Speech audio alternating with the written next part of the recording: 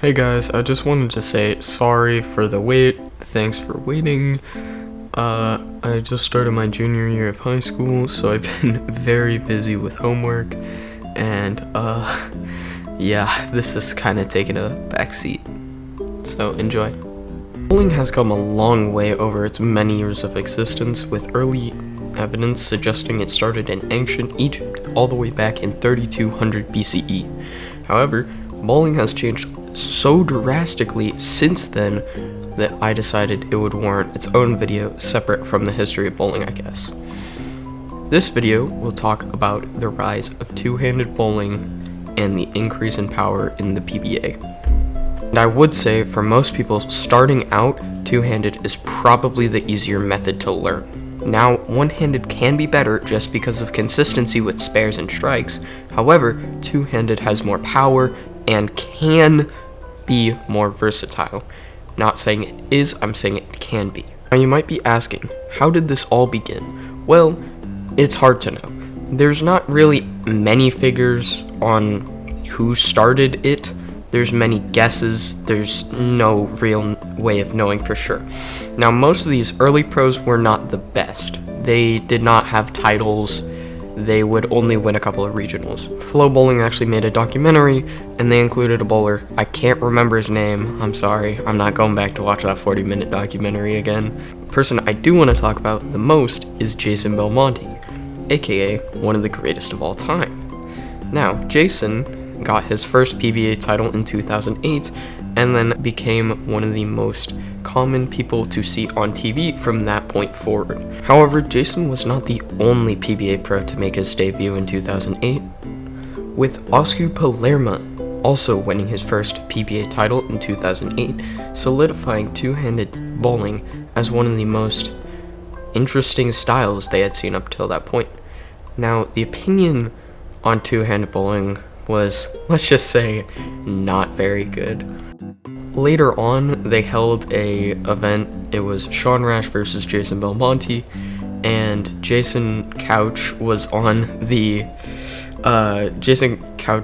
podcast, well, what I would call the podcast, and said this famous line. Jason Couch, your take on two-handed bowling? I think it's a travesty that it's in this sport. I'm old school. If you couldn't do it with one hand, you didn't try and do it with two. Yeah, so he didn't really show it in a positive manner. This man was not going to be happy with the future of Jason Belmonte's career with his 15 majors that happened after this. And I think Jason Belmonte took this personally and tried to prove Jason Couch wrong with his 15 majors that occurred after this and a record-setting amount of titles.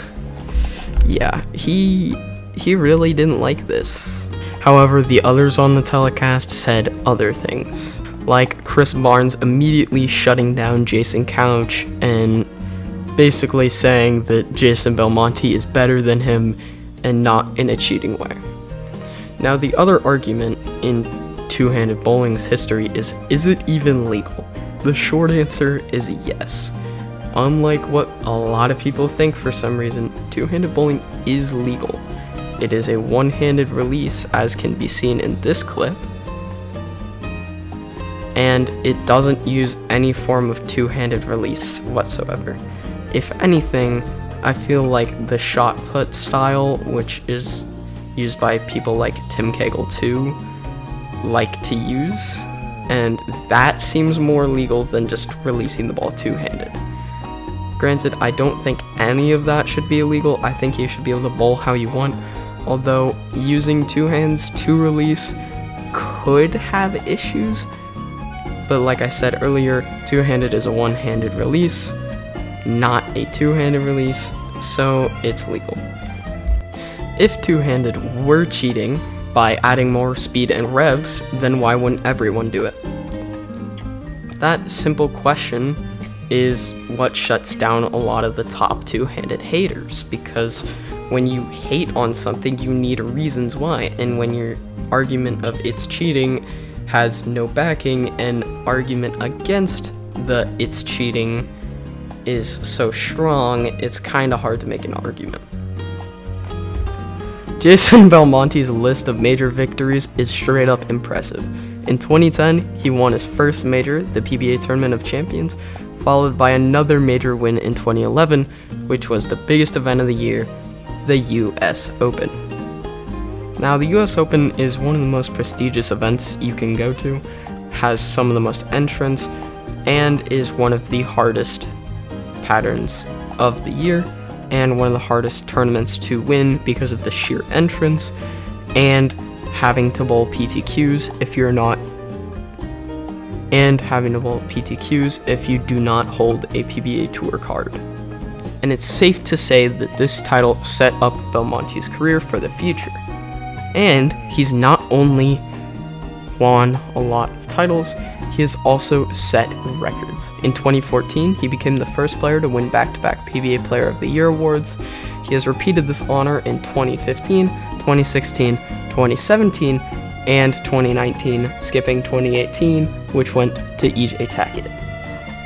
His achievements continued into the 2020s, including notable wins such as the 2021 PBA playoffs, which showcased his endurance, skills, and his sheer competitiveness when it came to the toughest patterns of the year.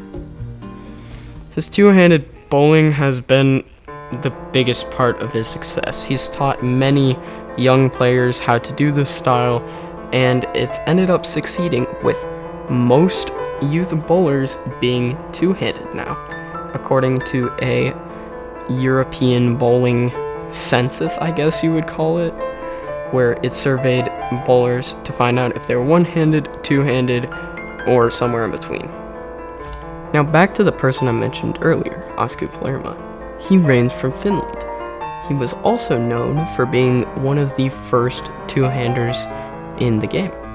He debuted in Europe when he made history in 2009 by winning the World Bowling Tour Finals, and then in 2012 when he took home the PBA TOC. Now, this was interesting at the time because two-handed was only really used by Jason Belmonte and Palermo on the tour.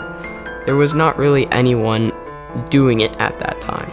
Like I mentioned earlier, questions began to arise. Is two-handed legal? Why are they doing it? Is it better? Is it worse? How is it done? Now, people began to figure out over the years, and then players like Anthony Simonson and Kyle Troop came onto the scene. Some power players who could win with this style. Now, they only had so much experience, but with their little experiences, they were able to build up foundational careers. With Kyle Troop now being one of the top 25 on the points leaderboard, and Anthony Simonson being the youngest American player to win a major.